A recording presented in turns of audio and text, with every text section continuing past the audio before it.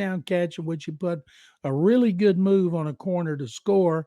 Then he had a touchdown catch that was called back because Josh Jones, the left tackle, he didn't know how to line up to wipe out a first down, even though he's third year in the NFL. And then he tackled the pass rusher. I saw it, and flag came out. I knew what it was immediately. Tank would have had 2 touchdowns right in his second game of his season.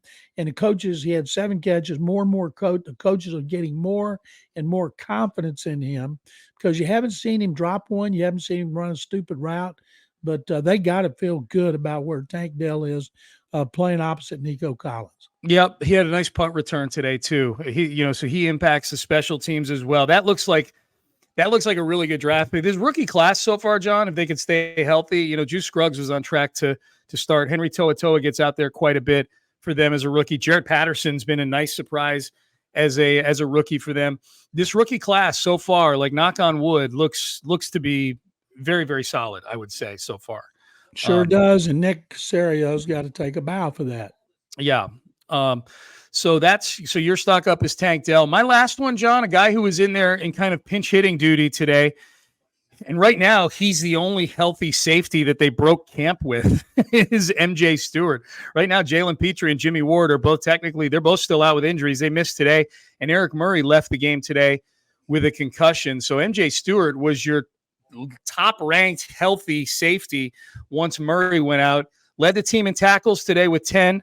Almost had an early turnover in the game today where he punched the ball out from Michael Pittman's hands on one of the very first plays. I think it might have been the first play from scrimmage for the Indianapolis Colts. Eric Murray almost recovered it inbounds, just missed getting a knee down. But MJ Stewart making things happen. He had the hit on Anthony Richardson that I think ultimately that's the play that concussed him and knocked him out of the game. And he had a few other plays too in those 10 tackles that were meaningful tackles. There was a play, I can't remember which Colt caught it, but it was 3rd and 4, and it looked like he was going to get a catch and run for a first down. MJ Stewart was able to bring him to the ground and force a 4th down. So MJ Stewart has done a very nice job in replacing Jimmy Ward and Jalen Petrie so far. Yes, he has. Yep. All right, let's do some stock downs then, John. Who is your first stock down for the game today? Josh Jones. Josh Jones from U of H. They acquire him from the Cardinals. Everybody thought, well, the Cardinals are tanking. They want to get rid of their players. Well, they got rid of him for a reason. He comes in here, and I've never liked it when you move players around, rookies, veterans. They need one position. They need to learn the system, get used to the coaching, the quarterback. But he came in, he played left guard, then he had to move to right tackle when George Fant got hurt in the first game. Then he had to play left tackle. He had 2 penalties. That's 4 in 2 weeks. His penalties against the Colts wiped out a touchdown and a first down, and he gave up 2 sacks, if I can remember correctly. And they need Laramie Tunsil back, and they got Fant at right tackle. I don't know if they're going to put him at left guard against Jacksonville, but he is really struggling. It's inexcusable to line up wrong. Dumbest call is defensive lineman in the neutral zone and an offensive lineman or any offensive player not lining up when all they got to do is look at the ball. That's what he did, and it cost them. John, and this was a week where the league told the 32 teams, we are cracking down on this. He got called for what everybody was complaining about with Jawan Taylor after the Thursday night game in week 1, where, Jawan Taylor's lining up. Collinsworth was joking, and it looked like he was lining up as a slot receiver because he was so far off of the line of scrimmage. They sent a tape, they send a tape around all 32 teams with things that they're going to be, points of emphasis and things they should be watching out for officiating wise and things like that. And this was the thing that was in the video this week. So it's inexcusable anytime. You're right. It's especially inexcusable this week when that officiating staffs across the league are cracking down on this, on tackles. So I'm with you on that. Josh Jones absolutely 100% deserves it. You know what, John, I'm just going to go straight to the top here.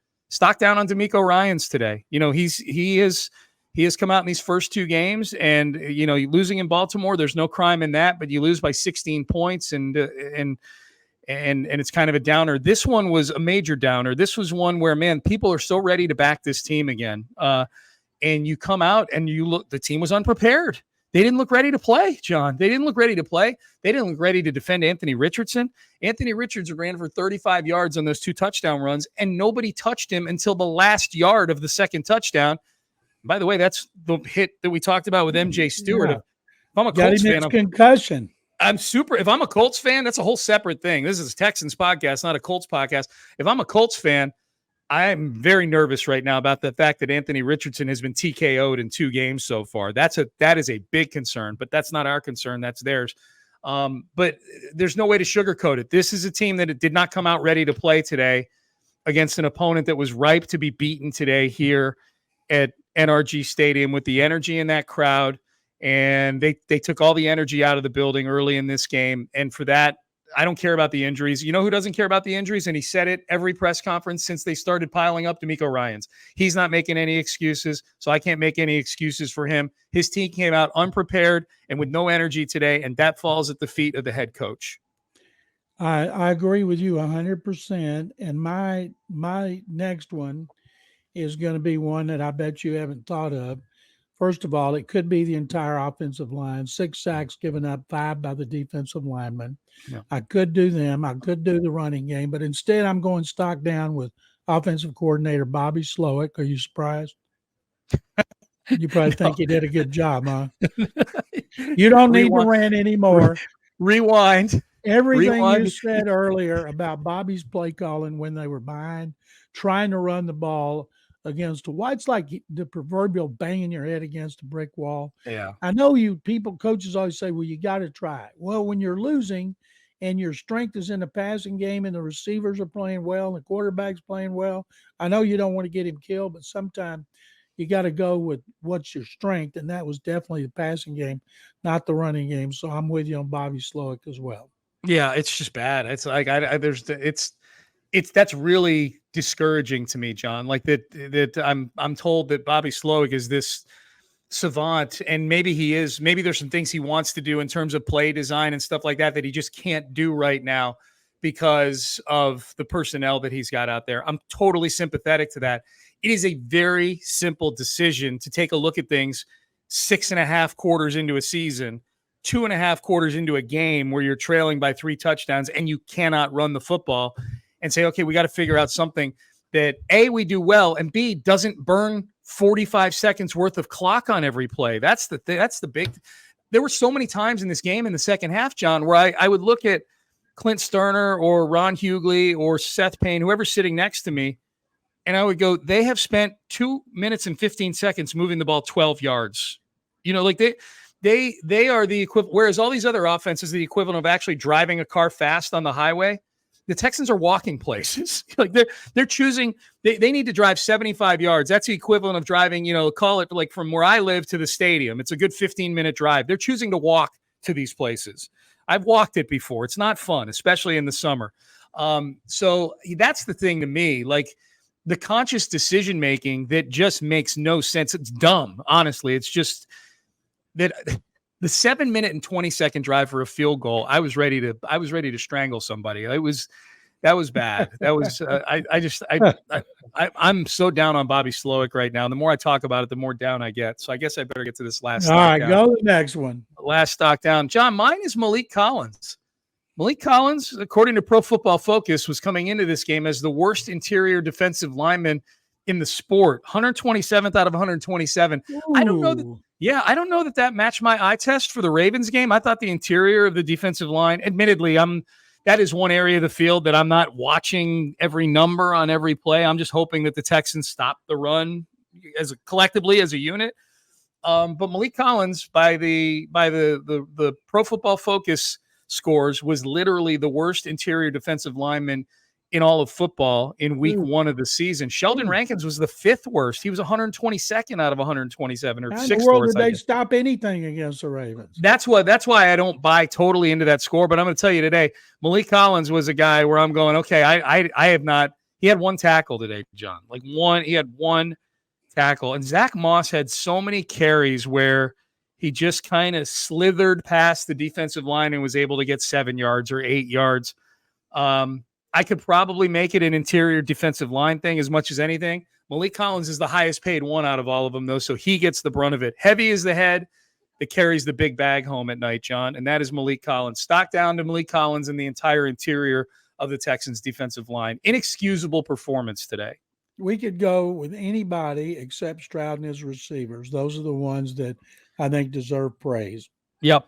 I would agree. I would absolutely agree. And you know what? Who else gets thrown in there? Will Anderson. I know he had the only QB hit. It's on the very first play of the game. Not enough.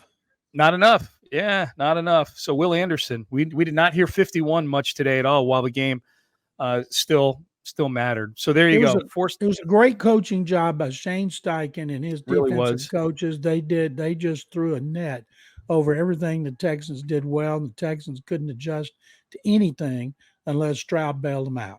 And even, John, as I'll go back to my D'Amico Ryans stock down, Shane Steichen did the little thing where he had the punt team out there and jogged them off at the last second, brought the offense out, and forced D'Amico to burn a timeout in the second half. You know, a timeout that if Kaimi Fairbairn had made that field goal to make it a one-score game, a timeout that would have come in awfully handy either way.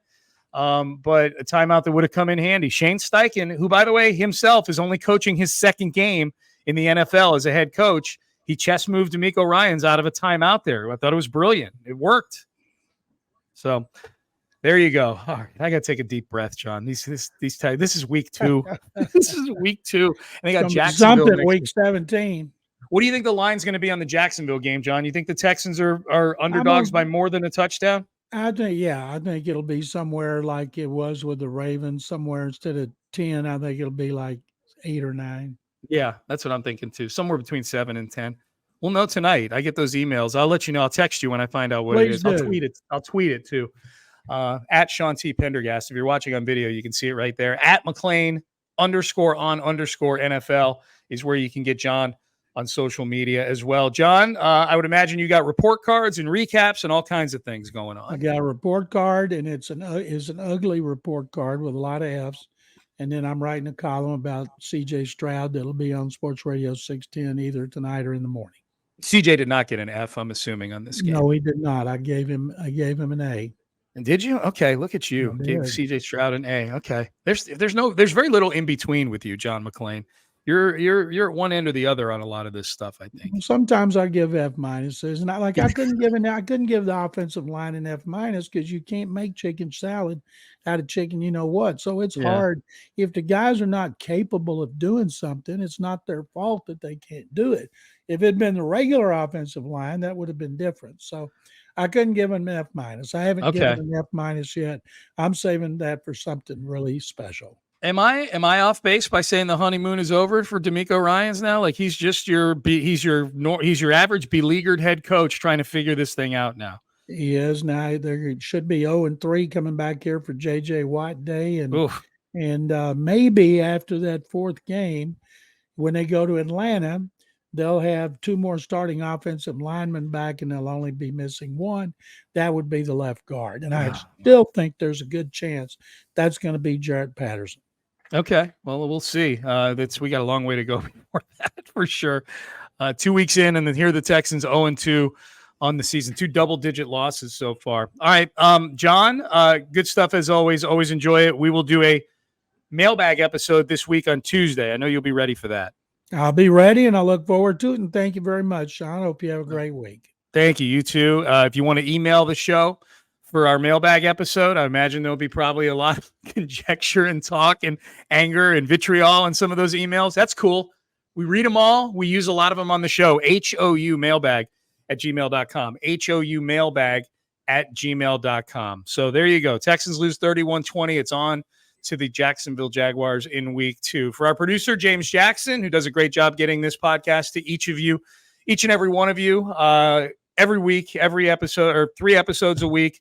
James does a great job. We appreciate him. Click that subscribe button so that when James does get that podcast out, you're getting it automatically. You don't have to think too much about it. Hit that subscribe button. We appreciate everybody who continues to tune in, and tell a friend.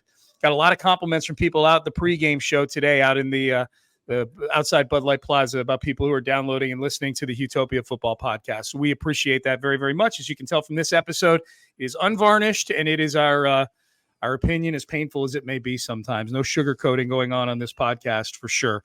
So for James Jackson, our producer, for the great John McClain, the Hall of Famer, I'm Sean Pendergast. We're out of time. We will see all of you for a mailbag episode this Tuesday. Keep the faith, everybody. We'll see you later this week. Thanks for listening. Thanks for watching. If you enjoyed this video, please don't forget to give it a thumbs up and subscribe to our channel for more content like this. If you want to see more of our videos, be sure to check out our playlist and let us know what you think in the comments below. Also, don't forget to follow us on social media to stay up to date on our latest updates. Links are in the description. Thanks again for watching, and we'll see you in the next video.